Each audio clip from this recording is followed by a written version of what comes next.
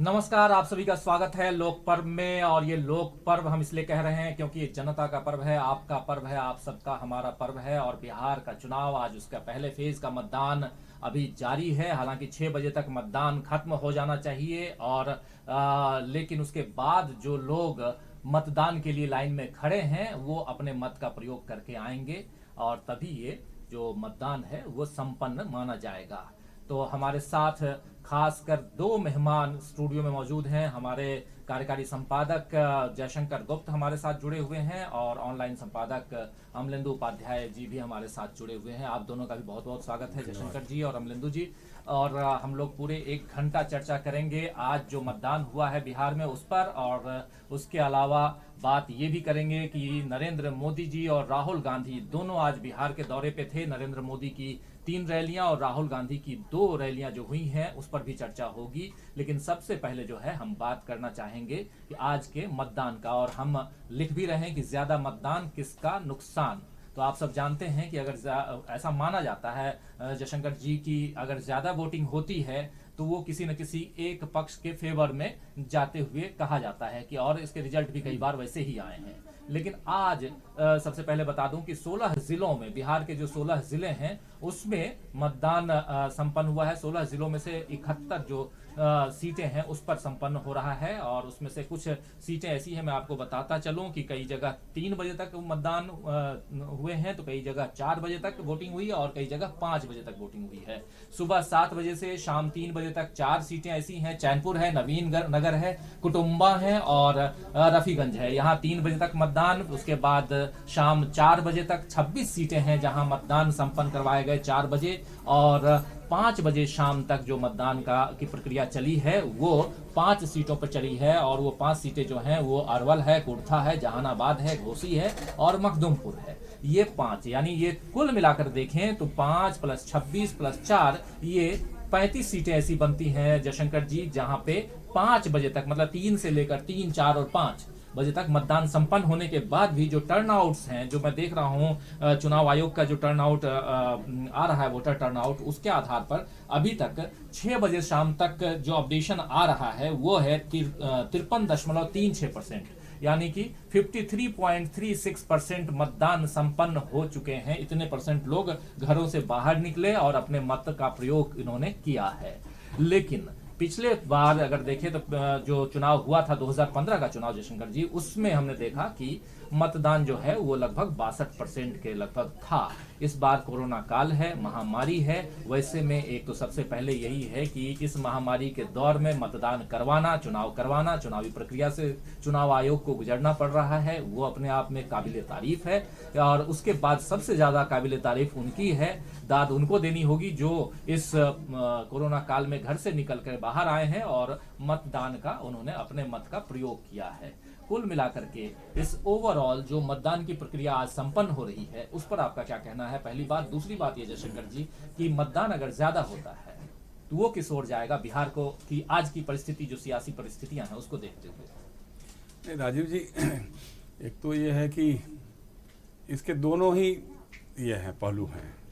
जब ज़्यादा मतदान होता है तो ऐसे भी उदाहरण हैं कि जो सरकार चलती रहती है उसके पक्ष में भी गया है, और लेकिन अधिकतर जो है हुआ है कि नकारात्मक वोट जब बढ़ते आते हैं, नकारात्मक रुझान बढ़ती है तो सरकार के खिलाफ एंटी इनकम्बेंसी का जो फैक्टर होता है वो कारगर हो जाता है। अब देखिए, जो अभी बिहार के जो 71 सीटों पे चुनाव हुआ है इस बार, उसमें आपने ठीक कहा कोरोना का एक तो काल है, कोरोना काल में जो मतदान हो रहा है उसमें उतनी अधिकता नहीं हो सकती है। लेकिन उसके अलावा एक और फैक्टर है जो ये, इसमें से अधिकतर सीटें जो हैं वो सेंट्रल बिहार की सीटें हैं। सेंट्रल बिहार में माओवादी, नक्सलवादी काफ़ी सक्रिय रहे हैं और वो हर बार चुनाव के बहिष्कार का नारा देते हैं। तो इस बार भी उनका नारा रहा है, लेकिन अब उसको धता बता करके लोग इतने बड़े पैमाने पर अगर वोट देने आ रहे हैं तो इट मीन्स कि जनता काफ़ी आगे होकर के, जागरूक होकर के वोट देने के आई है। हमको लगता है कि ये परसेंटेज आपका 60-62 से ऊपर चला जाएगा। और अगर ये 60-62 को अगर 2015 की तुलना करें उसके मतदान से, तो मुझे लगता है 70%, 75% भी हो सकता है, क्योंकि वो खुला एक माहौल था। ये डरा हुआ माहौल है, कोरोना का डर है, नक्सलियों का डर है, और इन सब के बावजूद अगर हो रहा है तो अपने आप में बड़ी बात है। एक विषम परिस्थिति है अमलेंदु जी, विषम परिस्थिति मतलब कि एक तरफ कोरोना काल है, महामारी है, उसका डर है। सुबह हमारे संवाददाताओं की जो रिपोर्ट आ रही थी उस आधार पे भी आपको बता रहा हूं कि कई लोगों के पास मास्क नहीं होने के कारण वो वापस भेज दिए जा रहे थे घर। लेकिन फिर भी अगर अभी तक का जो टर्नआउट है, वोटर्स टर्नआउट, वो बताता है कि लगभग 54% मतदान 6 बजे शाम तक संपन्न हो चुके हैं। मतलब 54% लोग घरों से बाहर निकल के आए और अपने मत का प्रयोग किया है। ऐसे में इस विषम परिस्थिति में अगर 60% 62% तक जो मतदान की बात, जैसे जो शंकर जी भी बोल रहे हैं, जो पिछली बार हमने देखा 62% का मतदान ओवरऑल मतदान था बिहार में, और वैसी स्थिति जब आज की तारीख में अगर निर्मित होती है तो ये अपने आप में एक तो बिहार की जनता के लिए मतलब वहां के लोगों को दाद देनी होगी कि वो लोग बाहर निकल के आ रहे हैं और मतदान का प्रयोग कर रहे हैं। लेकिन दूसरी बात ये है कि वहां की जो वर्तमान सरकार है उसके लिए क्या खबर है ये? नहीं, देखिए, अगर पिछले सारे ट्रेंड्स देखे जाएं हर चुनाव के, केवल 2019 के लोकसभा चुनाव को छोड़ दिया जाए तो कुल मिला के जो ज़्यादा मतदान होता है वो जो मौजूदा सरकार होती है उसके लिए नुकसानदेह साबित होता है जी। अब ये बिहार में क्या होगा ये तो हम लोग अभी मतलब एक कयास लगा सकते हैं, आकलन कर सकते हैं, और जो ट्रेंड रहे हैं उनको देख करके हम लोग कह सकते हैं कि ये नीतीश सरकार के लिए जो वो चिंता का विषय हो सकता है ज़्यादा वोट पड़ना। और यहाँ दूसरी बात एक और ये है कि इस बार जो है वो पोस्टल बैलेट जो है वो उसकी भी संख्या बढ़ी होगी। तो चूँकि जिस तरीके से कोरोना काल में चुनाव संपन्न कराए जा रहे हैं तो उसमें पोस्टल बैलेट्स की संख्या बढ़ी है। तो ये कुल मिला के अगर मतदान देखा जाएगा तो जयशंकर जी की बात सही है, लगती है कि ये 70% तक जाकर पहुँच सकता है। उस पोस्टल बैलेट को भी अगर इसमें जोड़ दिया जाएगा वो सब मिला करके, तो ये कुल मिला के स्थिति जो है मतलब ये एक संकेत तो है कि जनता जो है मतलब इस तरीके से जागरूक है कि वो जानती है कि उसको वोट करना है और किस लिए वोट करना है। तो अब ये देखने वाली चीज़ होगी जनता ने समझा किसको है, कि मतलब सरकार की जो दावे थे उनको सही समझा है या विपक्ष के जो आरोप और प्रत्यारोप थे और उनके जो वादे थे उनको उसने सही समझा है। तो ये देखने वाली चीज़ होगी। और इसका मतलब किसके पक्ष में मतदान, हाँ, किसके पक्ष में मतदान हुआ, तो ये नतीजा तो 10 नवंबर को ही मालूम पड़ेगा। लेकिन एक चीज़ तो तय है कि अगर ज़्यादा संख्या में लोग निकल रहे हैं तो ये सरकार के लिए मतलब थोड़ा सा चिंता का विषय मुझे लगता है। अमूमन ऐसा माना जाता है कि अगर लोग ज्यादा संख्या में निकलते हैं तो वो एंटी इनकम्बेंसी फैक्टर काम करता है, और उस वक्त हम ऐसा मानते हैं कि वो जो वर्तमान सरकार है उसके ऊपर एंटी इनकम्बेंसी है और उसके खिलाफ ये मतदान हो रहा है। राजीव जी, इसको आप इस रूप में भी देख सकते हैं कि जो सत्तारूढ़ गठबंधन के नेताओं की जो रैलियां हो रही हैं उसमें जो बिखराव है, भीड़ बहुत कम है या विरोध है, नारेबाजी है, और दूसरी तरफ जो तेजस्वी यादव की रैलियां हो रही हैं वहाँ पे राजद महागठबंधन की रैलियां हो रही हैं उसमें जो एक उत्साह और भीड़ जो दिख रही है तो उससे लग रहा है कहीं ना कहीं उसी का परिलक्षण जो है ये मतदान में भी दिखाई दे रहा है कि जिस तरह से लोग जा रहे हैं रैलियों में, खासतौर से युवा जो इस तरह से नारेबाजी कर रहे हैं चुनाव क्षेत्रों में, जब भाजपा के या जनता दल यू के उम्मीदवार अपनी गाड़ियों से जा रहे हैं तो औरतें, छात्र, युवा, किसान उनका विरोध कर रहे हैं, उनको भगा दे रहे हैं अपने इलाके से, अपने गांव से निकाल कर बाहर कर दे रहे हैं, दिखा रहे हैं कि देखो 5 साल में ये सड़क का क्या हाल हो गया है या इसका क्या हाल हो गया, तुम कभी 5 साल में कभी आए नहीं लौट करके। तो ये सब जो है ना कहीं उसको उसी का दिख रहा है ये कि मतदान ज़्यादा होने का मतलब यही है कि लोगों में गुस्सा है, 15 साल की एंटी इनकम्बेंसी है, नीतीश कुमार की विश्वसनीयता पे लगातार उठ रहे सवाल हैं, ये सारे फैक्टर्स मिल करके कहीं न कहीं मतदान को प्रभावित कर रहे हैं। मुझे तो यही दिखाई दे रहा है। और सबसे बड़ी बात देखिए कि मुंगेर में 2 दिन पहले जी दुर्गा प्रतिमा की विसर्जन को लेकर के जिस ढंग से पुलिस ने बर्बर लाठियां बरसाई है, जो लोग खड़े हुए हैं, हम देख रहे थे वीडियोज में कि जो दुर्गा की प्रतिमा के आसपास खड़े हुए लोग हैं और उन पे लाठियां बरस रही हैं। पुलिस की गोली से एक मर गया आदमी, गोली चली है वहाँ पे, एक की मौत भी हो गई है। दुर्भाग्य की बात है कि प्रधानमंत्री नरेंद्र मोदी आज बिहार में थे लेकिन उसमें उसका उन्होंने कोई जिक्र नहीं किया। जो हिंदुत्व के पुरोधा हैं, दुर्गा और राम के अपने एकाधिकारवादी मानते हैं कि हमारा ही प्रभुत्व है उनके ऊपर, उनके मुंह से एक बात भी इसके बारे में निकला भी नहीं।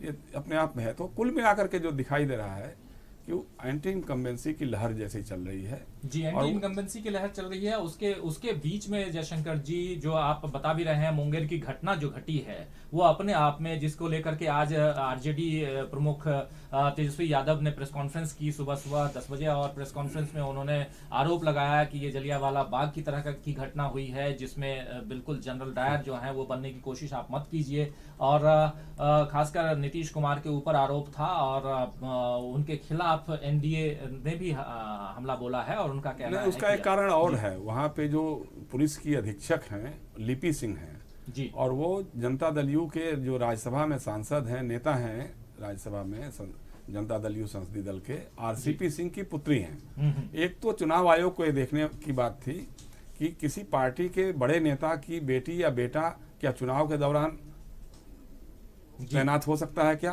बिल्कुल। एसपी हो चाहे डीएम हो, ये तैनात हो सकता है क्या? अब सारा ठीकरा उन्हीं के ऊपर जा रहा है। अब उनकी क्या भूमिका रही है ये कोई जांच होगी, उस पर पता लग सकता है। लेकिन कहा यही जा रहा है कि लिपि सिंह ने गोली चलवाई वहां पे। तो इसका भी थोड़ा सा एक फैक्टर है जो बिल्कुल। हमारे साथ कुछ साथी जो जुड़े हुए हैं, नारायण यादव कह रहे हैं, बिल्कुल सही कह रहे हैं जयशंकर जी, लिपि सिंह का ही सबसे बड़ा हाथ है, इनका कहना है। जो साथी हमारे साथ जुड़े हुए हैं उन लोगों को मैं ले रहा हूं। फिर मोहम्मद इरफान हैं, वो बोल रहे हैं कि तेजस्वी इधर हैं, तेजस्वी लहर है। राजीव जी ये बता रहे हैं कि बिहार में जो है इस वक्त तेजस्वी की लहर है। आरिफ कादरी हैं, वो बोल रहे हैं अब की बार भरो हुंकार, तेजस्वी की ही बनेगी सरकार। सबके नारे भी हैं और सब अपनी अपनी बातें यहाँ लिख रहे हैं जयशंकर जी। खान माजिद हैं, वो कह रहे हैं कि आपका चैनल मैं रोज सुनता हूं, और हक की बात आप चाहिए का साथ है, मतलब फिर मनीष सारण चौधरी जोधपुर से हैं, वो कह रहे हैं कि ज्यादा मतदान होना एनडीए को नुकसान होगा। हम लोग जिसकी बात कर भी रहे हैं, अभी हमारा आज का जो टॉपिक भी वही है कि ज्यादा मतदान किसका नुकसान। तो इनका कहना है, मनीष जी का कहना है, जो जोधपुर से है, मनीष सारण चौधरी जोधपुर, इनका कहना है कि ज्यादा मतदान जो है वो एनडीए के लिए नुकसानदायक साबित होगा। लेकिन इसके अलावा मेहदी मलिक हैं, वो कह रहे हैं कि कितने मतलब मतदान जो है कितने प्रतिशत तक हुआ है बिहार में। तो आपको बता दूं कि जो वोटर्स टर्नआउट है, उस आधार पे जो चुनाव आयोग जो बता रहा है, उस आधार पे बता दूं कि शाम 6 बजे तक 53.46% यानी 53.46% मतदान संपन्न हो चुका है। यानी कि इतने लोग, और पिछली बार लगभग 62% मतदान हुआ था पूरे बिहार में।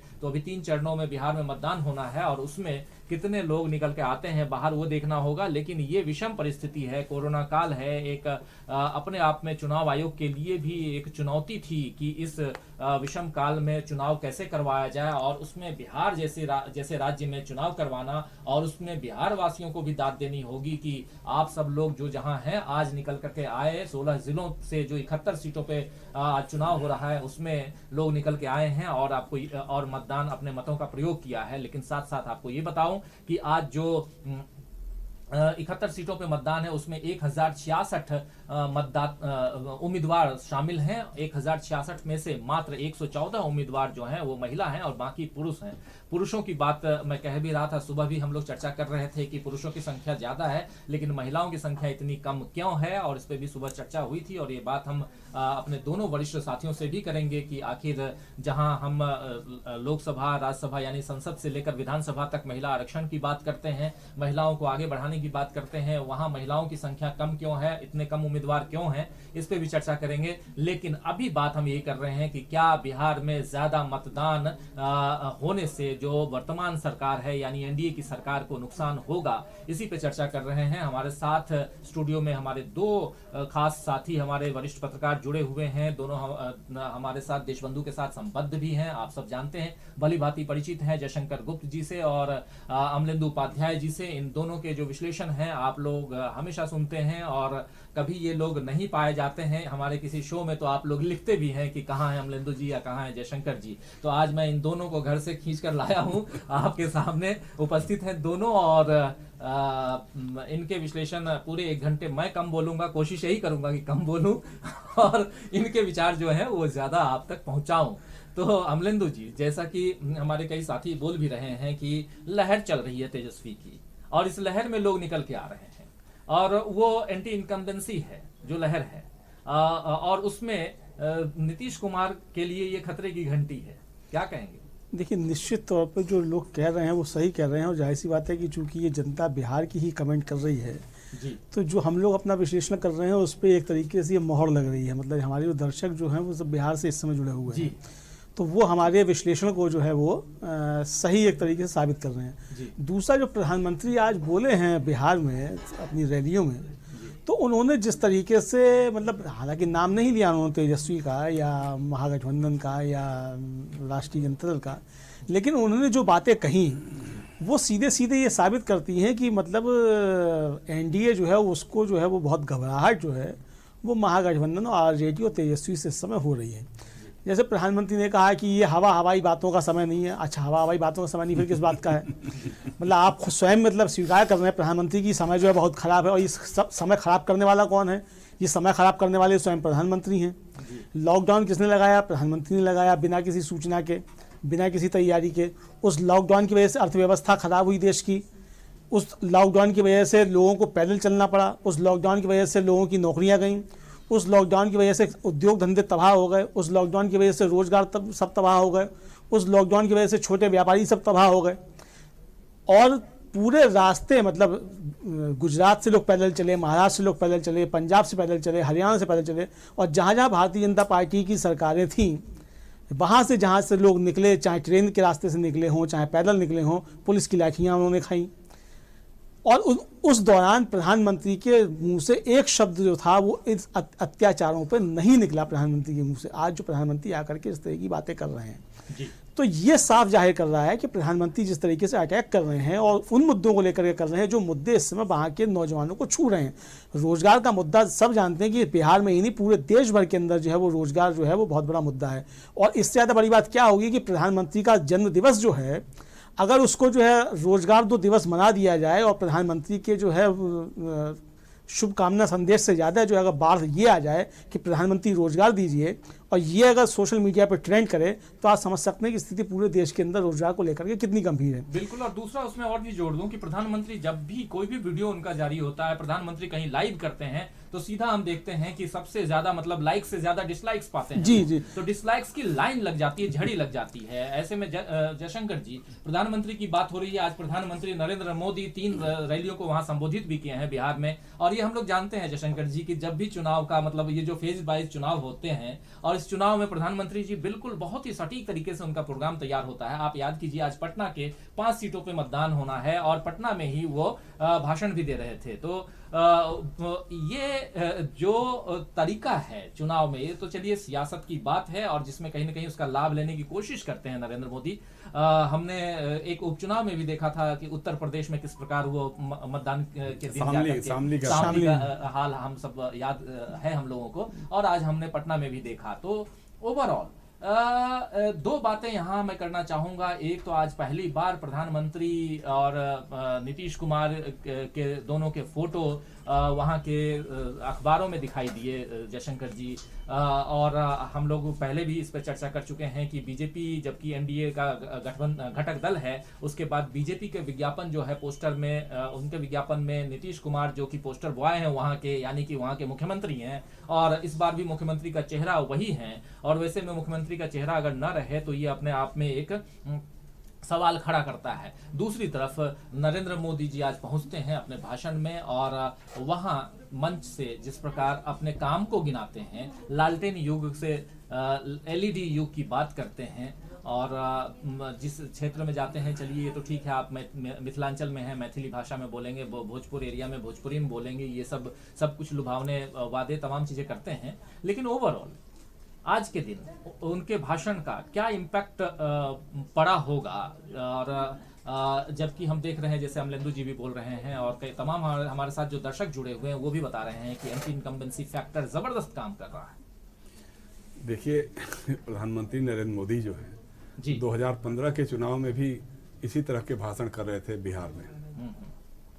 मुझे याद है जब आरा की सभा में उन्होंने एक मदारी के रूप में, जमूरे के रूप में कहा था 50,000 दे दूं, 60,000 दे दूं, 80,000 दे दूं, 90,000 करोड़ दे दूं, अच्छा लो 1.25 करोड़ रुपए का पैकेज दे रहा हूँ, इन्हीं से घोषणा कर रहा हूँ जी। उसके बावजूद बीजेपी को सिर्फ 55 सीटें मिली थी बिहार में। जी। इस बार जो आए हैं वो देखिए, ये हमारे आपकी देखने की बात नहीं है, चुनाव आयोग को देखने की बात है ये।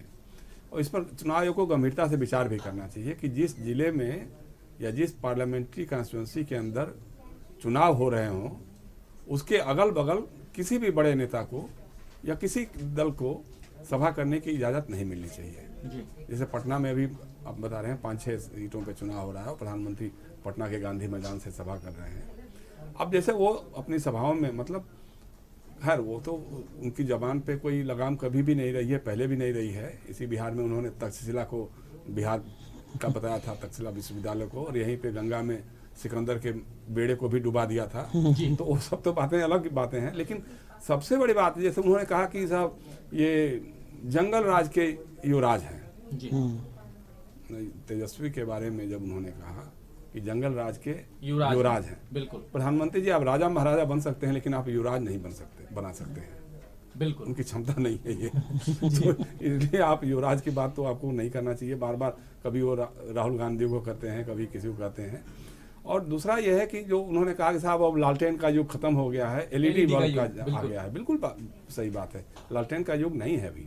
लेकिन आपके एलईडी में आपको मुजफ्फरपुर में बालिकाओं की तस्वीरें नहीं दिखा पाई जी। आप नहीं देख पाए कि बालिका संरक्षण गृह में कितनी बच्चियों के साथ बलात्कार हुआ, उनकी हत्याएं हुई। और मंजू वर्मा को आप टिकट देते हैं। वही मैं कहने जा रहा हूँ कि वहाँ जो मंजू वर्मा का पति है वो उसमें गुनाहगार पाया गया था, उसमें जिम्मेदार पाया गया था उस कांड के लिए। ब्रजेश ठाकुर के साथ आपके राज्य के मुख्यमंत्री दावत कर रहे थे जी। ये बातें आपको एलईडी बल्ब में नहीं दिखाई देंगी, उसके लिए लालटेन खोज लेकर जाना पड़ेगा, आपको खोजना पड़ेगा कि कहाँ कहाँ क्या हो रहा है। इतनी बड़ी घटना हो गई और आपने फिर वही मंजू वर्मा को उस समय मंत्रिमंडल से हटाया था नीतीश कुमार ने, फिर उसको अपने टिकट दे दिया, उम्मीदवार बना दिया, और आप जंगल राज की बातें कर रहे हैं। आए दिन वहाँ बिहार में बलात्कार, अपहरण और हत्या की घटनाएं हो रही हैं। बक्सर में हुआ, गया में हुआ, दलितों की जान जा रही है, दलितों की बेटियों के साथ बलात्कार हो रहा है वहाँ पे। मुंगेर में गोली चली, आपको बताया बात ही हुई है, आपने एक बार जिक्र तक नहीं किया कि मुंगेर में जो गोली चली है गलत हुआ, सही हुआ, क्या हुआ है जी, कि कौन लोग मारे गए हैं। वही दुर्गा के प्रतिमा के साथ खड़े हुए लोग थे ना, तो आपके मुंह से तो कुछ निकला ही नहीं है। तो आप जो है सही बात है कि आज दूसरा जो आप कर रहे विज्ञापनों की बात नारों में, असल में भाजपा जो है या भाजपा को संचालित करने वाला राष्ट्रीय स्वयंसेवक संघ जो है वो थोड़ा कंफ्यूज्ड है, अपनी स्ट्रेटजी को लेकर के कंफ्यूज्ड है। कई बार उसको लगता है कि हमको पहले नीतीश कुमार को डंप कर देना चाहिए, फिर अगले चुनाव में देखना चाहिए कि अगली बार हमारा क्या बनता है कि नहीं बनता है। ये अगर नीतीश कुमार को हटा देंगे, हम खत्म कर देंगे राजनीतिक तौर पे, तो फिर हमारी बात होगी, फिर लालू के मुकाबले हम अलग से लड़ लेंगे। कभी लगता है कि नहीं, नीतीश कुमार के बिना हमारी बैतरणी पार भी नहीं हो सकती है, क्योंकि इसका मैसेज गलत जाएगा, क्योंकि शिवसेना अलग हो गई, पहले पीडीपी गई, फिर शिवसेना गई, फिर अकाली दल गए, फिर अभी विमल गुरुंग की गोरखा जन मुक्ति परिषद अलग हो गई। तो एक एक करके आपके साथ लोक जनशक्ति पार्टी एक तरह से आनवर्ज ये है, अलग होने का ही है। तो एक हो जाएगा तो फिर आपकी एक छवि जो बना रहे थे आप, उसमें भी धक्का लगेगा। इसी कन्फ्यूजन में जब ये पहले इनको लगा, देखिए ये तो बड़े गजब के लोग हैं ना, राजस्थान के चुनाव में एक नारा क्या चलाया था, वसुंधरा तेरी खैर नहीं, मोदी जी से बैर नहीं जी।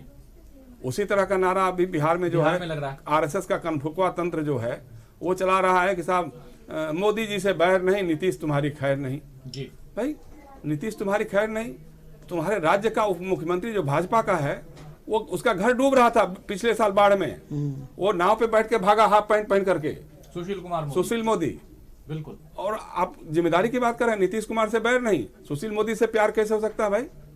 आपकी सरकार का स्वास्थ्य मंत्री है, इतना बड़ा चमकी बुखार का घटना जो है दरभंगा और मुजफ्फरपुर के इलाके में हुआ था जी, उसके लिए कौन जिम्मेदार है भाई जी? तो नहीं, और उस समय विदेश घूम रहा था। हाँ, उस समय स्वास्थ्य मंत्री जो है, स्वास्थ्य मंत्री विदेश घूम रहा था। तो आप ये सब बातें, दूसरा जो केंद्र में स्वास्थ्य राज्य मंत्री है वो जंगल राज की बातें कर रहे हैं। जंगल राज एक मीडिया ने एक नैरेटिव बना दिया, उसको लेकर के आप 15 साल पहले का आपको दिखाई दे रहा है, इन 15 सालों में क्या क्या हो रहा है वो आपको कुछ भी नहीं दिखाई दे रहा है। लेकिन लोग तो देख रहे हैं ना, लोग तो जो वहाँ के लोग हैं जो वहाँ भोग रहे हैं।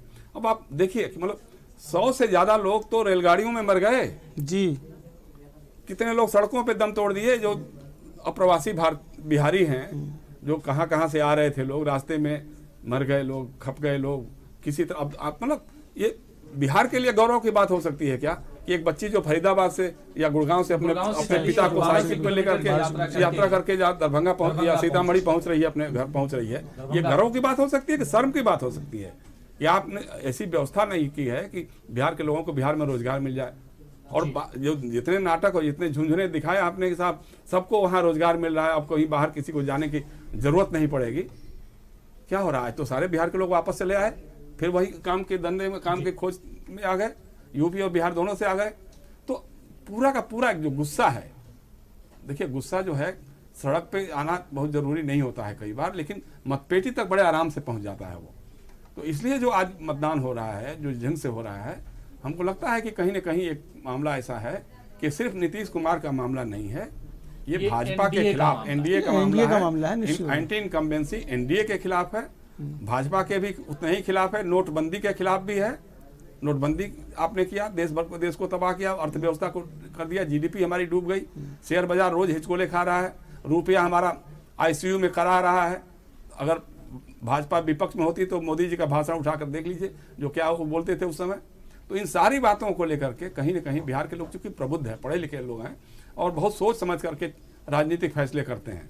जी, कई सारे साथी हमारे साथ जुड़े हुए हैं। मैं कुछ लोगों का जिक्र करना चाहूंगा यहाँ पे। अमलिंदु जी और जयशंकर जी मदीना का मुसाफिर ये हैं। फिर रंजीत सिंह हमारे साथ जुड़े हुए हैं, नेहल खान है हमारे साथ, फिर ब्रजेश विभाकर हैं, मनीष सारन चौधरी लगातार जुड़े हुए हैं, फिरोज खान है, निर्मल कुमार, उसके अलावा इब्राहिम जुड़े हुए हमारे साथ। Who is created Aarogya Setu app, ये पूछ रहे हैं, इब्राहिम पूछ रहे हैं। उसके अलावा बाबू अली हैं, आरजेडी बता रहे हैं। अबू तालिब हैं, वो आरजेडी जिंदाबाद कह रहे हैं। फिर हरी किशोर सिंह हैं, वो यूपीए को 70 में से 40 सीटें दे रहे हैं। और आरजेडी बता रहे हैं जेएम। फिर मोहम्मद आशिक आलम जो हैं वो हाई कर रहे हैं। फिर आरिफ कादरी वो कह रहे हैं कि राजीव जी जंगल राज क्या है जो मोदी जी कह रहे हैं। ये सवाल पूछ रहे हैं कि जंगल राज आखिर क्या है, ये आरिफ कादरी पूछ रहे हैं। लव इज लाइफ,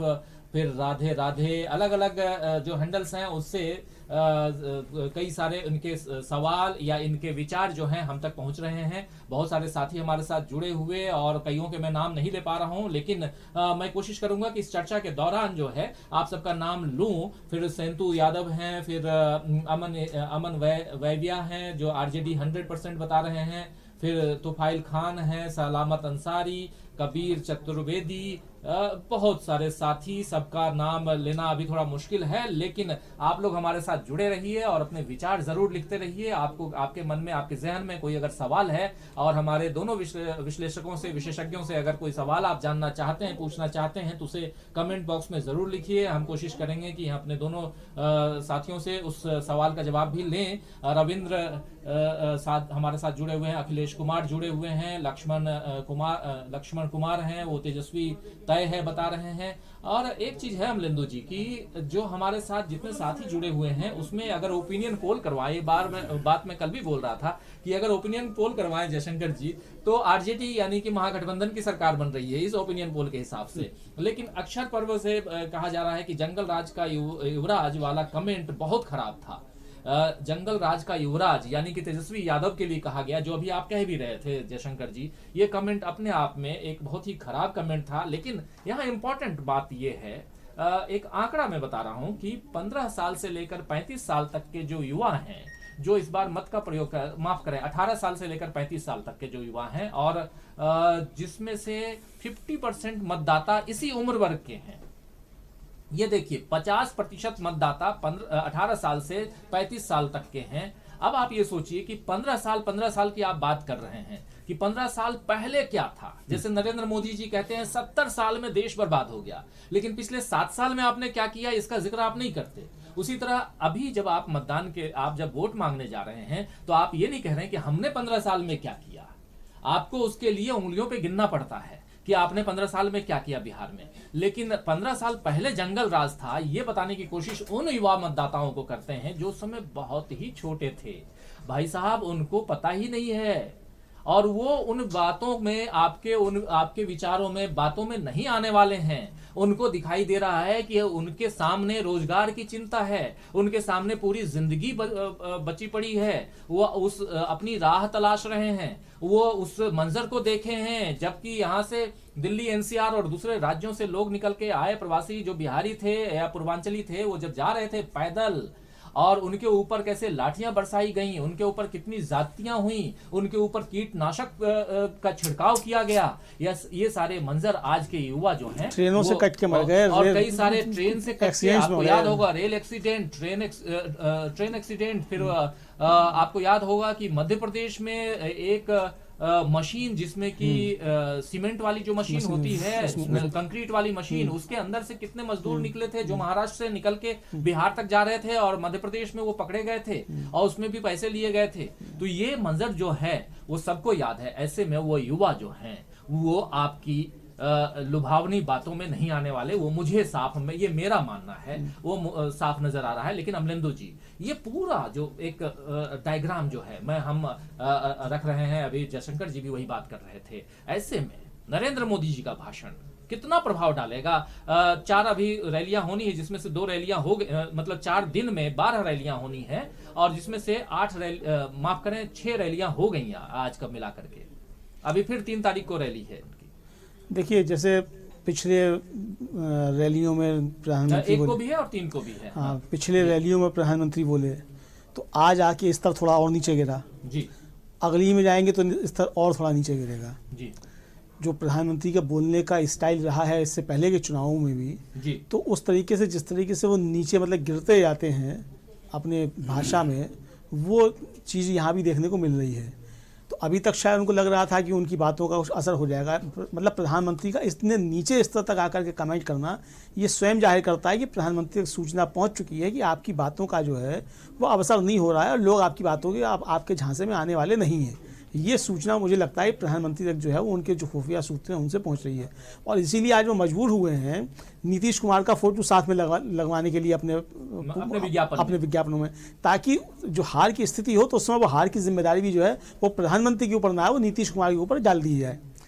मतलब ये इसलिए नहीं है कि नीतीश कुमार के भले के लिए आज वो जारी हुआ है पोस्टर, वो इसलिए जारी हुआ है कि जिम्मेदारी जो है वो नीतीश कुमार के ऊपर डाली जाए और ये कहा जाए कि हमारा तो यहाँ कोई चेहरा ही नहीं था, हमारा चेहरा तो नीतीश कुमार से, सारी जिम्मेदारी उनकी है।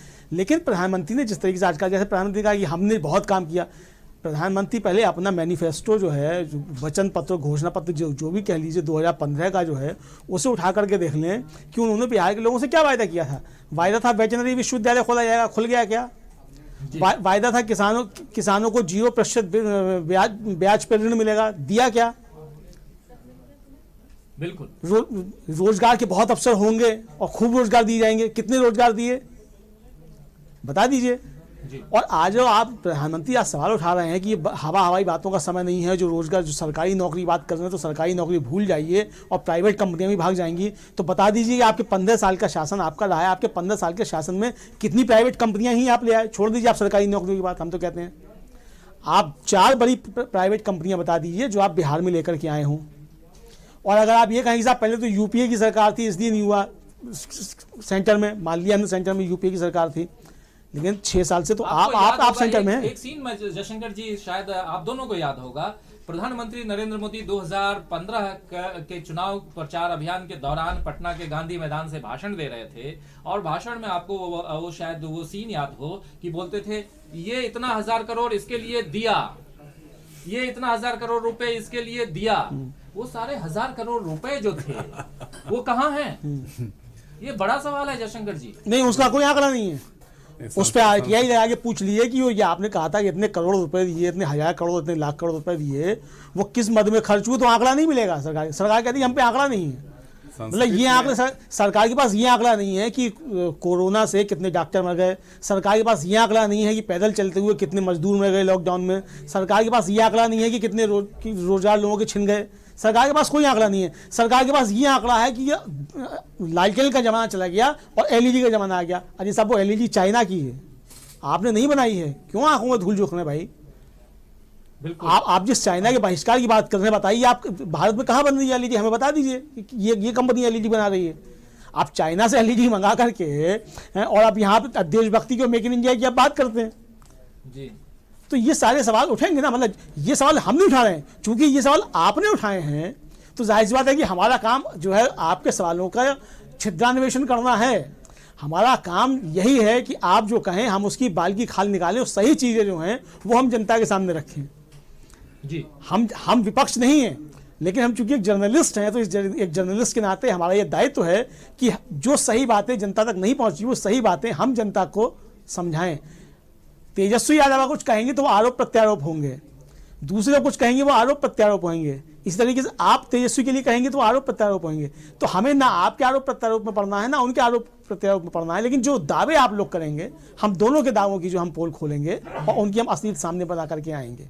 तो इसलिए हम ये सवाल करना चाहते हैं प्रधानमंत्री जी, जब आप दावे करें तो अपना 2015 का मैनिफेस्टो जरूर उठा के देख लीजिए। और आप ये नहीं कह सकते कि 2015 में हम अकेले चुनाव लड़े थे, वायदा आपने किया था, 3 साल से सरकार में आप हैं, बिहार में भी हैं और केंद्र में भी हैं। तो इसलिए जिम्मेदारी जो है भारतीय जनता पार्टी की प्रधानमंत्री की उतनी ही बनती है जितनी कि नीतीश कुमार की है, और सवालों के जवाब जो है वो प्रधानमंत्री को भी देने होंगे और नीतीश जी को भी देने होंगे। ये भी बताना होगा कि कोरोना सेंटरों में जो बदइंतजामियाँ हुई उसकी जिम्मेदारी किसकी है। प्रधानमंत्री तो तारीफ करके आए थे नीतीश कुमार की कि बहुत अच्छा इन्होंने प्रबंधन किया। जो लोग क्वारंटाइन सेंटरों में बंद हुए हैं और जिनको खाना नहीं मिला है और पानी नहीं मिला है और किस तरीके से जानवरों जैसा उनके साथ सुलूक किया गया है, ये तो वो बताएंगे प्रधानमंत्री जी आपने कितना अच्छा इंतजाम किया था। और वो जो इंतजाम आपने करवाया था उसका ही परिणाम जो मुझे लगता है कि जो इस तरीके से लेकिन जयशंकर जी, सुशासन बाबू से आज नीतीश कुमार को चिराग पासवान कह रहे हैं कि अगर हमारी सरकार आ गई और मैं सरकार में आ गया तो नीतीश कुमार जेल में रहेंगे। भ्रष्ट उनके ऊपर मतलब एक भ्रष्ट प्रशासक का आरोप लगाते हुए चिराग पासवान कह रहे हैं कि जो शराब बंदी की जो बात थी वो शराब बंदी के कारण उसमें जो भ्रष्टाचार हुआ है उसके, तो एक सुशासन बाबू का की जो छवि थी 2005 के बाद आपने कहा कि जंगल राज को हमने खत्म किया, 2010 आते आते आप अपने एक छवि अपनी बनाते हैं सुशासन बाबू की, और उसके बाद से 2015 का मंजर भी हमने देखा है। उसके बाद हमने 2017 का की हालत भी देखी जब आप 2 साल में पलटी मार यानी कि पलटू राम बन गए, और उसके बाद से आप अभी जो है ये कह रहे हैं कि हम बिहार को विकास की गति आगे बढ़ाएंगे, बिहार को विकास के रथ पे सवार कराएंगे, लेकिन आपने करवाया क्या? नहीं देखिए, एक तो जब प्रधानमंत्री की बात आप कर रहे थे जी, संस्कृत में एक वाक्य है, वचनम किम दरिद्रताम। जी, बोलने में क्या कंजूसी है, बोलने में क्या गरीबी दिखाना है। वो कितनी बार कितने लाख करोड़ रुपए इस देश के लोगों को बांट चुके हैं। वो लाल किले से बोल दिया 20 लाख करोड़ रुपए, फिर कोरोना काल में जब उन्होंने कहा कि 20 लाख करोड़ रुपए का पैकेज दे रहा हूँ मैं, तो इतने सारे पैकेजेज, बिहार के लिए 1.25 लाख करोड़ का पैकेज तो बताया मैंने कि आरा की सभा में उन्होंने अनाउंस किया था, जम्मू कश्मीर के लिए किया था। तो कहाँ से आया कहाँ से गया पैसा, कुछ आज तक तो किसी को पता भी नहीं लगा। अब हमने ठीक कर रहे हैं कि आंकड़े इनके पास जब कहीं RTI में मांगिएगा तो कहीं कुछ मिलेगा नहीं। और जब बिहार के पैमाने पर अगर आप बात करिए तो जो हमारी जो लोगों से बातचीत होती है, चूँकि इस बार हमको बहुत अफसोस है कि हम बिहार का चुनाव वहाँ जा करके नहीं देख पाए। आमतौर पे हमको लगता है कि हाँ, आमतौर पे आप जाते रहे 85 से लेकर के कोई ऐसा चुनाव नहीं रहा होगा जिसमें हम वहाँ नहीं गए होंगे, और जहाँ जाकर कई चुनाव में तो खैर आप वहाँ रहे भी हैं, तो बहुत देखा है, बिल्कुल देखा है आपने, तो थोड़ा सा अफसोस भी है। लेकिन इस समय जो फीड मिल रहा है, जो हमारे पास लोगों की बातें आ रही हैं, लोग बता रहे हैं कि साहब भ्रष्टाचार के सारे कीर्तिमान इस सरकार ने तोड़ दिए हैं।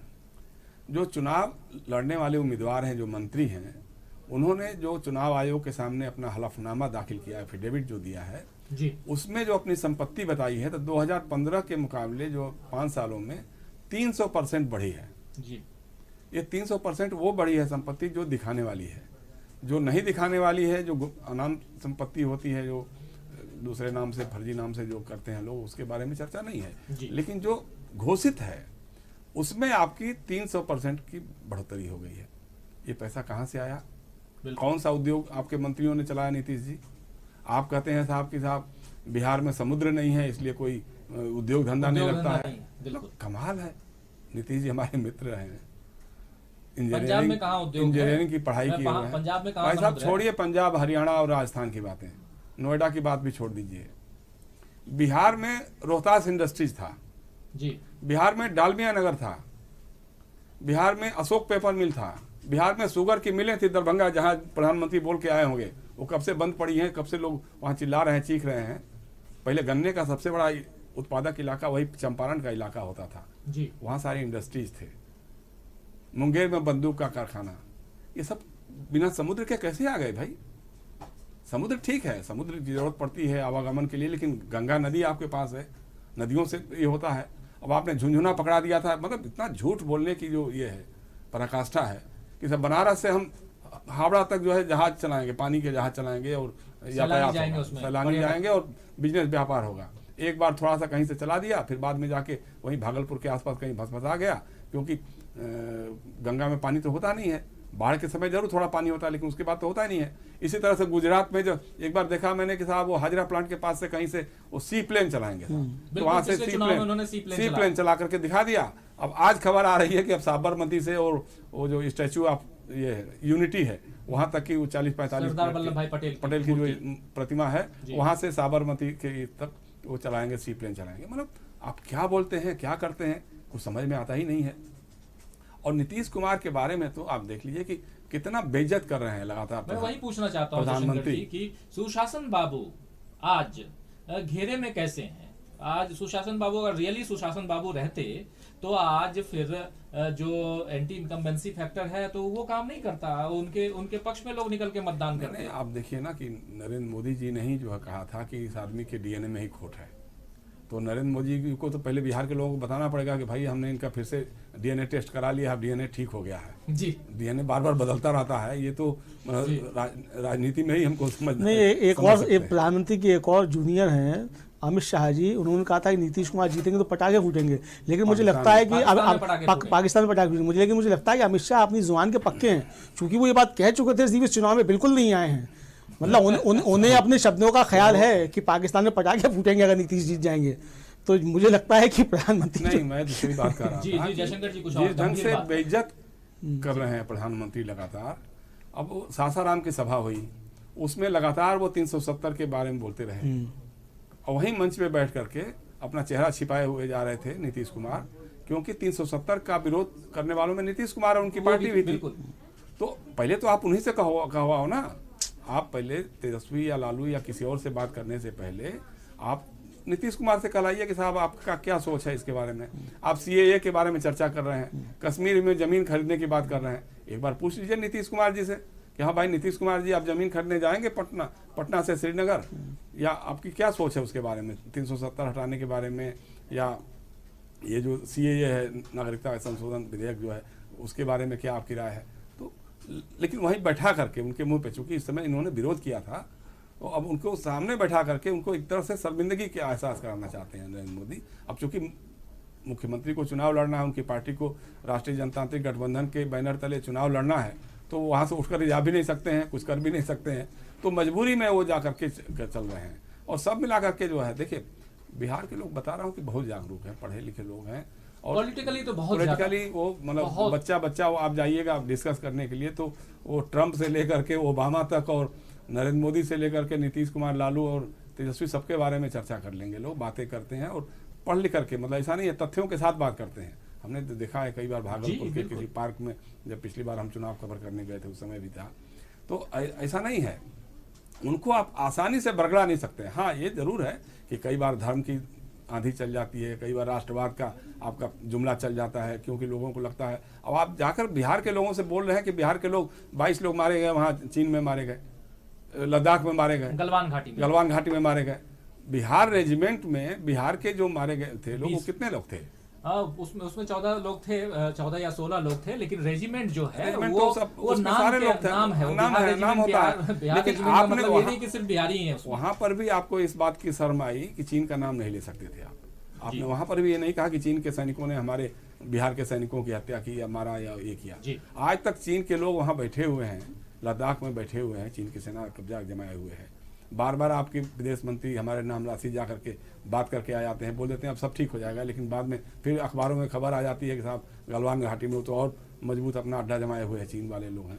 तो ये सब बातें जो हैं आप जब बताते हैं तो आप भूल जाते हैं कि बिहार के लोग अखबार पढ़ते हैं, टीवी चैनल्स भी देखते हैं। हालांकि गोदी मीडिया से अब उनका ज़्यादा नहीं रह गया भरोसा, इसलिए आपका डीबी लाइव ज़्यादा लोग देखते हैं, ये हो सकता है, एक कारण ये भी हो सकता है, लेकिन उनको आप बरगला नहीं सकते हैं। हमारी तो आसान कोशिश यही है जयशंकर जी की जो सच है वो हम अपने दर्शकों तक लेकर आए। भाई हम तो कह रहे हैं कि अगर तेजस्वी यादव भी कुछ गलत करेंगे तो बिल्कुल या उसको लालू बताया गलत जाएगा। करते थे तो हमने लिखा है, हमने बोला हुआ है, और अगर कांग्रेस कोई गलत करती है तो उसके खिलाफ भी हम बोलते हैं। उसमें हमारा कहीं किसी से, भाई कबीरा खड़ा बाजार में सबकी मांगे खैर, ना काहू से दोस्ती ना काहू से बैर, हमारा क्या लेना देना है। इसलिए आप हमारी आज आपको बातें बुरी लग रही होंगी, कुछ लोगों को लगता होगा कि साहब ये तो एकदम ऐसा बोल रहे हैं, लेकिन ऐसा नहीं है। क्योंकि सरकार आप चला रहे हैं, 15 सालों का जो कार्ड है आपका, जो वो आपको बताना है कि आपने क्या हासिल किया क्या नहीं किया। और सड़कें बन गई हैं, बिजली पहुंच गई है, ठीक है भाई, अगर उम्र बढ़ेगी तो हम लंबे चौड़े भी होंगे, बिल्कुल दुबले हो सकते हैं, ये हो सकते हैं, लेकिन मोटे हो सकते हैं, मोटे हो सकते हैं, वो एक अलग विषय हो सकता है, लेकिन बढ़ेंगे तो बढ़ेंगे। तो इसलिए ऐसा तो नहीं हो सकता है कि लोग बैठे रहेंगे उसी युग में रहेंगे कि साहब बिजली नहीं रहेगी, पानी नहीं रहेगा और ये नहीं रहेगा। आपको तो ये बताना चाहिए कि भाई उद्योग क्यों नहीं आए। बिल्कुल, अगर बिजली 24 घंटे या 22 घंटे अगर बिहार में पहुंच रही है, आज प्रधानमंत्री आज एक बात बोल गए कि साहब हम खेतों में अब बिजली पहुंचाएंगे। इसका मतलब कि खेतों में अभी पानी नहीं मतलब बिजली नहीं पहुंच पा रही है।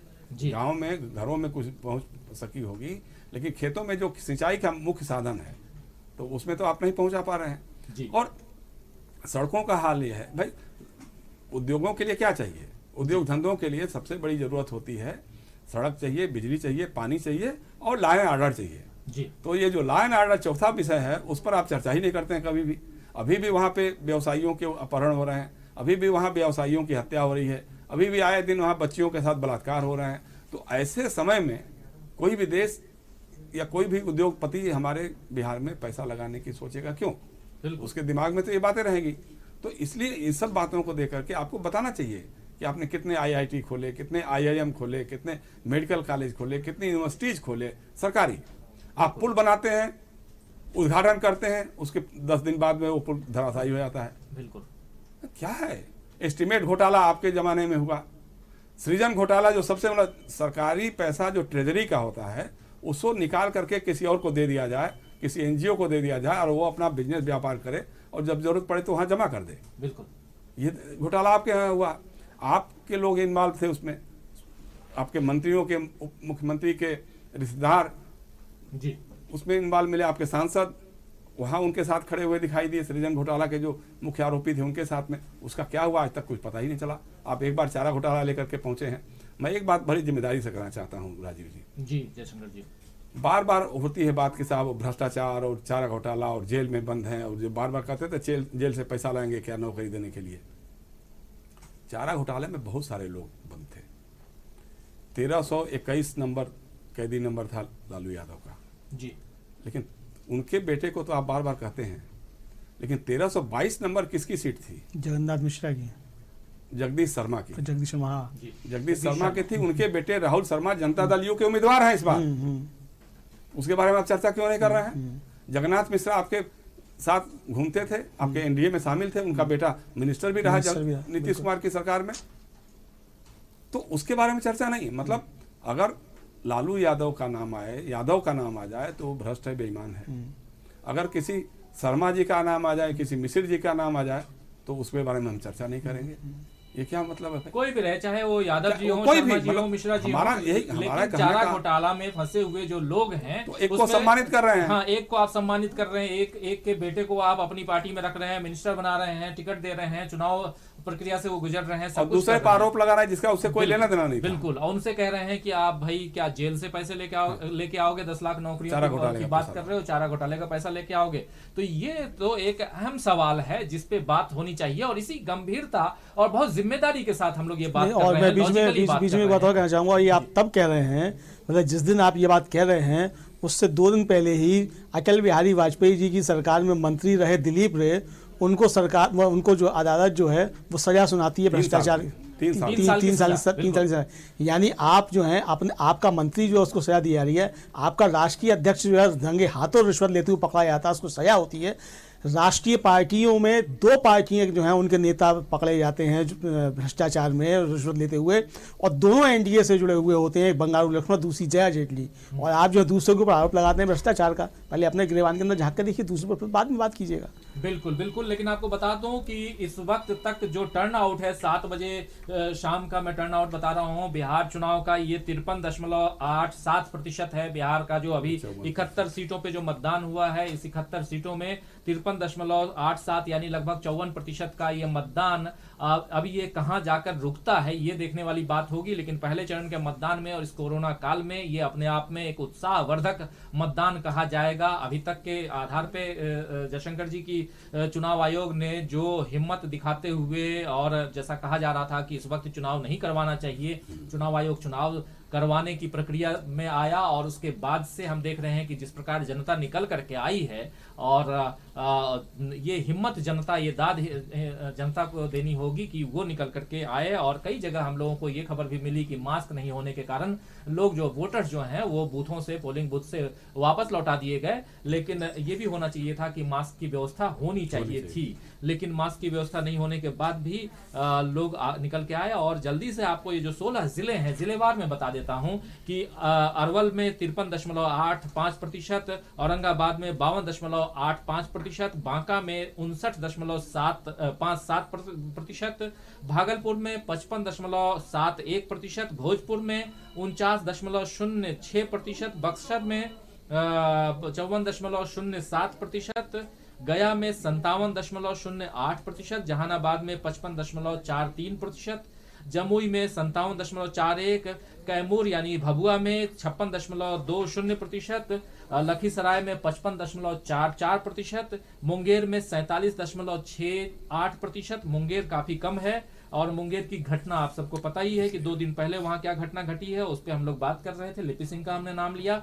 उसके बाद नवादा में 52.34%, पटना में 54.64%, रोहतास में 49.45% और शेखपुरा में 55.96 यानी 56% मतदान हुआ है। और कुल मतदान जो मैं बता रहा हूं, ये अभी तक 7 बजे तक का जो टर्नआउट है, वोटर टर्नआउट, वो 53.87% बता रहा है। ये वेबसाइट जो इनकी है चुनाव आयोग की, उसके आधार पे मैं बता रहा हूँ, ये जानकारी आपको दे रहा हूँ कि अब तक अभी लगभग 54% तक का मतदान हुआ है। और ये अपने आप में काबिले तारीफ है जनता के जो वोटर्स हैं उनके लिए कि आपके पास मास्क नहीं है, आप मतदान केंद्र तक फिर भी जाते हैं, लौटा दिए जाते हैं, ये अलग वो है बात है, लेकिन आप मत देने के लिए घर से निकले हैं। कई जगह लंबी लंबी लाइनें लगी हुई हैं अभी भी, और लोग मतदान करना चाह रहे हैं। लेकिन इसी 71 में से 35 ऐसी सीटें हैं जहां पे मतदान 5 बजे तक संपन्न हो चुका है। उसमें से 3 बजे 4 सीटों पे, और 5 बजे 5 सीटों पे, और 26 सीटों पे 4 बजे मतदान खत्म हुआ है। मतलब 3 बजे, 4 बजे और 5 बजे जयशंकर जी, ये 35 सीटें ऐसी हैं जहां पे मतदान संपन्न हो चुका है। लेकिन 6 बजे तक मतदान करना था, सुबह 7 बजे से लेकर के शाम 6 बजे तक। और कई जगह अभी जो 6 बजे तक की बात जहां थी, उन जगहों पे अभी भी लाइनें लगी हुई हैं, और वो कहां तक पहुंचती हैं, और ये वोटर्स का जो टर्न आउट है वो कहां तक जाता है, इसकी जानकारी हम आपको देंगे। लेकिन हमारे साथ बहुत सारे जो साथी जुड़े हुए हैं, वो अलग अलग सवाल, अलग अलग बात कर रहे हैं, अपने विचार जो है वो कमेंट बॉक्स में लिख रहे हैं। और हम देख रहे हैं कि जैसे RS धाकड़ हैं, वो कह रहे हैं कि नीतीश तो ठीक है, पर अब बिहार में मोदी के जुमले, झूठ, मदारी, माया कुछ नहीं चलेगी। नीतीश की हालत मोदी भाजपा के साथ जाने से बर्बाद हो गई है। उदय सिंह कह रहे हैं, उदय सिंह जुड़े हुए हैं, कह रहे हैं कि जयशंकर जी प्रधानमंत्री 2014 से सपने बेचते आए हैं और लोगों ने सपने खरीदे हैं, लेकिन इस बार उनके सपने को बिहार की जनता खरीदने को तैयार नहीं है। ये आपके लिए जयशंकर जी कमेंट है उदय सिंह जी का। उनका कहना है कि प्रधानमंत्री 2014 से सपने बेचते आए हैं, और लेकिन दिक्कत ये है कि सपने जो खरीद नहीं सकते हम। आरिफ कादरी हैं, वो कह रहे हैं कि नीतीश और मोदी का भारत में कहर हिटलर और मुसोलिनी जैसा है, इससे तुलना कर रहे हैं। रंजीत कुमार हैं जो RJD जिंदाबाद कह रहे हैं। राकेश सेतिया हैं, अच्छे दिन आ गए बता रहे हैं।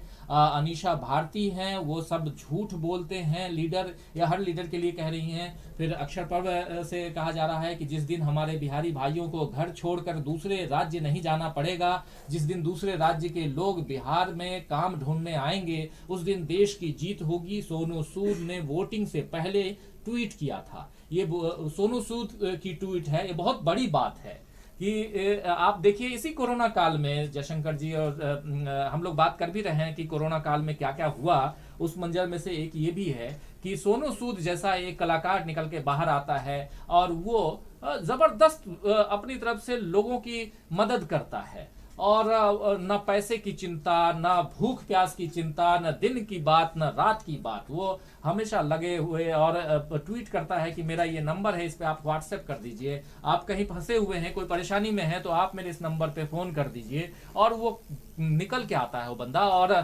लोगों की मदद करता है, लोगों को घर तक पहुंचाने की कोशिश करता है। ये लोग बाहर निकल के आ रहे हैं।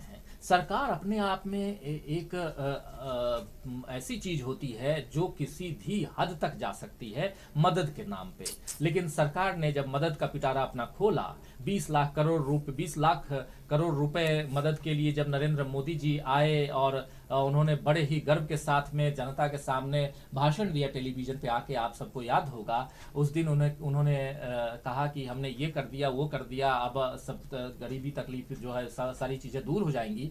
लेकिन वो मदद कहाँ तक लोगों तक पहुंची है ये समझने वाली बात होगी। और जब स्पेशल ट्रेनें चली तो स्पेशल ट्रेनों की हालत क्या थी, जब ये कहा गया कि फ्री में हम आपको आपके गंतव्य तक पहुंचाएंगे, आपके घरों तक पहुंचाएंगे, आपसे पैसे लिए गए।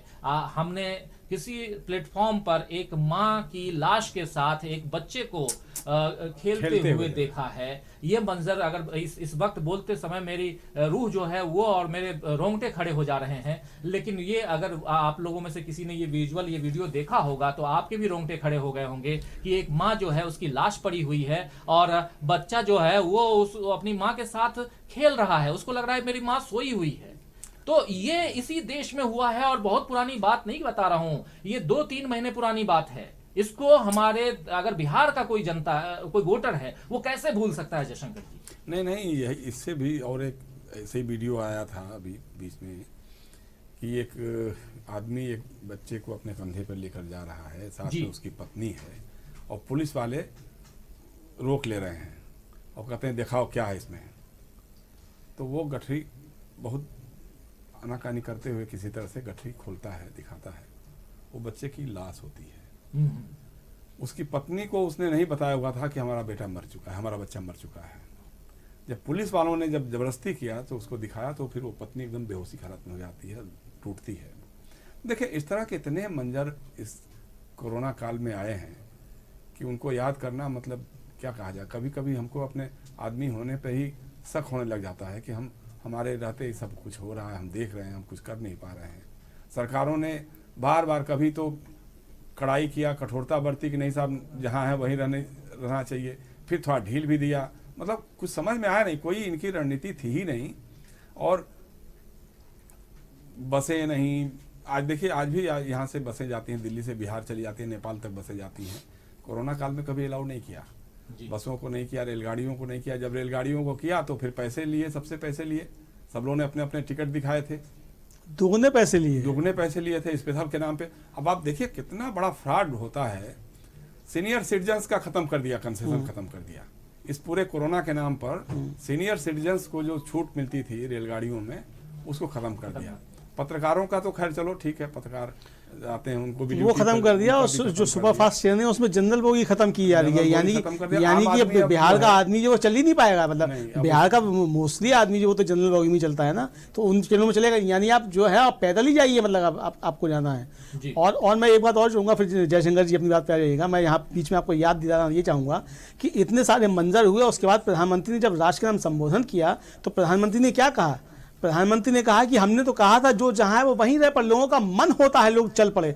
यानी कि जो आदमी भूख से प्यास से मरता हुआ अपने बच्चों की लाश को लेकर के चल रहा है और माँ मर जा रही है, बच्चा खेल रहा है, और आप कह रहे हैं लोगों का मन होता है, वो मन से चल रहे थे। आपने मजबूर किया लोगों को। जब लोगों को रोटी नहीं मिली, लोगों को खाना नहीं मिला, जाने का साधन नहीं मिला, और आपने मजबूर किया, फिर आप कहते हैं लोगों का मन होता है। तो ये सारे सवालों के जवाब देने का जो है ये समय है, मुझे लगता है, और मुझे लगता है कि लोग भूले नहीं होंगे इस एक बात पॉलिटिकल बात मैं करना चाहूंगा, क्योंकि चुनाव का समय है और ये सारी बातें भी हैं, क्योंकि ये मुद्दे हैं। इन मुद्दों के आधार पे जो मुद्दे बनाए जाते हैं देश में, आप बिहार की प्रगति की आप बात कर रहे हैं, देश की प्रगति की बात कर रहे हैं। देश में पिछले 7 साल से आपकी सरकार है और बिहार में भी आपकी सरकार है, और ऐसे में मतलब दोनों पटरी पर आप ही हैं, और उसके बाद आप कह रहे हैं कि हम विकास के पहिए को आगे बढ़ाएंगे, अभी फिर से मुझे मतदान कीजिए मेरे लिए और हमारी सरकार बनाइए। लेकिन मैं एक सवाल करना चाहता हूं आप दोनों से कि चिराग पासवान जो है वो अकेले चुनाव लड़ रहे हैं, वो इस बार एनडीए में नहीं है, यानी कि लोजपा जो है, लोक जनशक्ति पार्टी, वो एनडीए में नहीं है जयशंकर जी। लेकिन उनका कहना है कि अगर नीतीश कुमार को आप वोट देंगे तो आपका वोट खराब हो जाएगा, क्योंकि वो आरजेडी के साथ चले जाएंगे। ये किस प्रकार का बयान है?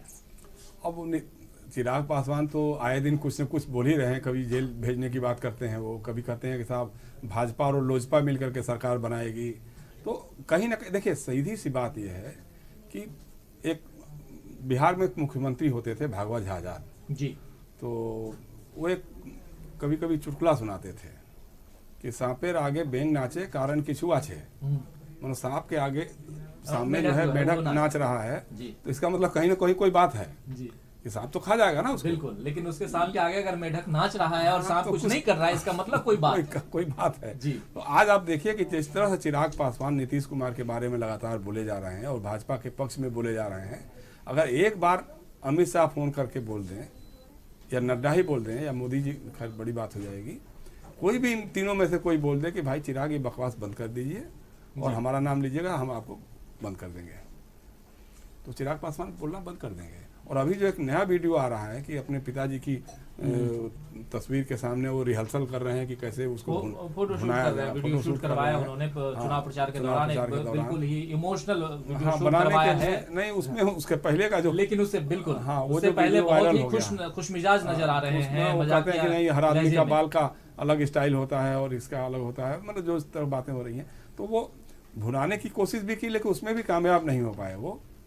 अब धीरे धीरे उनकी हवा ऐसे ही हो जाएगी, उसमें कोई बहुत बड़ी बात नहीं रह जाएगी। लेकिन यह है कि बिहार में अगर वो एनडीए के साथ होते तो जो 5% पासवान मतदाता है उसका बड़ा हिस्सा जो है, जाहिर सी बात है कि राजग के साथ, एनडीए के साथ में जाता, वो तो उससे माइनस हो जाएगा, ये तो कहीं भी ये है।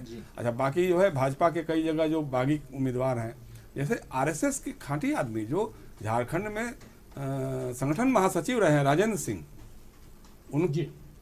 उनको अपना उम्मीदवार बना दिया है चिराग पासवान ने। रामेश्वर चौरसिया जो बड़े आदमी होते थे, भाजपा के बड़े नेता होते थे, उनको अपना उम्मीदवार बना दिया है। इसी तरह उषा विद्यार्थी हैं, या ऐसे कई लोग, मतलब ये अगर आरएसएस चाहता तो राजेंद्र सिंह चुनाव नहीं लड़ सकते थे, क्योंकि आज नहीं तो कल फिर उनको प्रचारक की भूमिका में ही जाना होगा। तो ये सारी बातें कहीं ना कहीं दिखती हैं कि कहीं ना कहीं वो सांप के आगे नाचने का जो मामला है वो कुछ है, पीछे से जरूर कहीं ना कहीं कुछ है। दोनों नावों पे खेलना, लेकिन वही होता है कि कई बार जो है वो नूरा कुश्ती में जो घुसेबाजी होती है, कई बार जब ज़्यादा चोट लग जाती है तो फिर भयानक भी साबित हो जाती है। जी, भयानक साबित हो जाता है। लेकिन इस बीच आपको बताता चलूं कि स्मृति ईरानी जो हैं वो भी कोरोना पॉजिटिव हो गई हैं। उसके अलावा आपको पता ही है कि सुशील कुमार मोदी को कोरोना पॉजिटिव बताया गया। फिर देवेंद्र फडणवीस जो हैं, राजीव प्रताप रूढ़ी, ये तमाम लोग जो हैं वो कोरोना पॉजिटिव हो गए हैं, और इनके जितने भी स्टार प्रचारक हैं उसमें से मैक्सिमम पॉजिटिव होते जा रहे हैं। ये भी सोचने वाली बात होगी कि आखिर क्या कारण है कि भाजपा के ज्यादातर स्टार प्रचारक कोरोना पॉजिटिव होते जा रहे हैं। उनको बताना होगा ना, उनको बताना होगा कि हम तो अस्पताल में थे, क्या करें। हाँ, ये एक सोचने वाली बात है। लेकिन एक तरफ जहां आप ये कह रहे हैं, ये दावा कर रहे हैं कि कोरोना जैसी महामारी पे हमने प्रधानमंत्री नरेंद्र मोदी, अभी कुछ दिन पहले जो अचानक खबर आई कि 6 बजे शाम को प्रधानमंत्री नरेंद्र मोदी देश की जनता को, आवाम को संबोधित करेंगे, और उस समय भी उन्होंने कहा था कि लॉकडाउन खत्म हो गया है लेकिन कोरोना जैसी महामारी खत्म नहीं हुई है, लेकिन हम लोग इस युद्ध को बहुत हद तक जीत चुके हैं, और उसमें कोरोना जैसी महामारी को हमने, हाँ, कोरोना जैसी महामारी पे हम विजय पाने की ओर हैं, मतलब अग्रसर हैं। वैसे में उनके ही साथी जो हैं लगातार बिहार में कोरोना पॉजिटिव हुए जा रहे हैं। ये भी एक सवाल उठता है कि आखिर किस महामारी से जीत का दावा आप कर रहे थे, और वो दावा कितना खोखला है। तो ये समझने वाली बात होगी। लेकिन दर्शकों, साथियों, शुभचिंतकों और साथ में हमारे साथ दोनों हमारे साथी जो स्टूडियो में मौजूद हैं, आप सबको बताता चलूं कि हमारा समय जो है 1 घंटे से ज्यादा का हो गया है और हम लोग लगातार चर्चा कर रहे हैं। आज के मतदान का जो टर्न आउट है वो आखिरी तक आपको बताता चलूं और इस कार्यक्रम के समापन की ओर बढ़ूं। अभी तक जो है जो पोलिंग का अपडेट है हमारे पास, मतलब कि वोटर्स टर्नआउट, मतलब कितने परसेंट का मतदान हुआ, वो 54.03% बताया जा रहा है चुनाव आयोग की तरफ से। शाम 7 बजे तक का है ये आंकड़ा और ये आंकड़े बढ़ेंगे और इसकी हम उम्मीद करते हैं। और बिहार के 16 जिलों की 71 सीटों पे आज चुनाव संपन्न करवाया गया है, जिसमें से इसके लिए चुनाव आयोग को बधाई भी है कि शांतिपूर्ण ढंग से चुनाव हो गया और इतना 54% भी अगर मतदाता निकल के आए, अभी तो बढ़ेगा, आंकड़ा बढ़ेगा ही बढ़ेगा। ये आंकड़ा बढ़ेगा क्योंकि 54.03% यानी 54 से ज्यादा ऑलरेडी मतदान हो चुका है और इसके बाद अभी कई जगह लाइन लगी हुई है। लेकिन इसके साथ साथ ईवीएम की गड़बड़ियां हुई, गया में एक झड़प हुई जिसमें गोली भी चली, एक बुजुर्ग की जान चली गई, ऐसी बहुत सारी घटनाएं घटी हैं अलग अलग जगहों पे। लेकिन उसके बाद भी मतदान करवाना और मतदान करवाने से ज्यादा मतदाताओं का, बिहार की जनता का बाहर निकलकर आना वोट देने के लिए इस कोरोना काल में, इस महामारी के समय, तमाम परिस्थितियां, विपरीत परिस्थितियों के समय आना बाहर, ये अपने आप में काबिले तारीफ है और इसके लिए आप सभी धन्यवाद के पात्र हैं। तो आज इस कार्यक्रम को हम यहीं समाप्त करते हैं और कल शाम 6:30 बजे फिर हम आपके सामने हाजिर होंगे अपने साथियों के साथ, विश्लेषकों के साथ, जिनसे हम बात करेंगे बिहार चुनाव और अन्य राज्यों में जो उपचुनाव हो रहे हैं उस पर, और खासकर दूसरे चरण में क्या कुछ होने वाला है बिहार में, उस पर भी बात करेंगे। किस ओर जा रही है बिहार की सियासी गाड़ी, उस पर भी बात करेंगे। आज हमें दीजिए इजाजत और आप दोनों हमारे वरिष्ठ सहयोगियों का, जयशंकर जी आपको भी और अमलेंदु जी आपको भी, आप दोनों को बहुत बहुत धन्यवाद और धन्यवाद, शुक्रिया आप सबको तहे दिल से करता हूं। दोस्तों, साथियों, शुभचिंतकों, जो आप लोग पूरे 1 घंटा हमारे साथ जुड़े रहे और अपने विचार भी प्रकट करते रहे, लिखते रहे।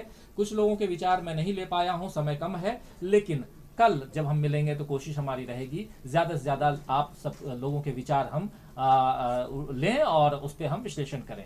तो हमें दीजिए इजाजत और देखते रहिए डीबी लाइव। नमस्कार।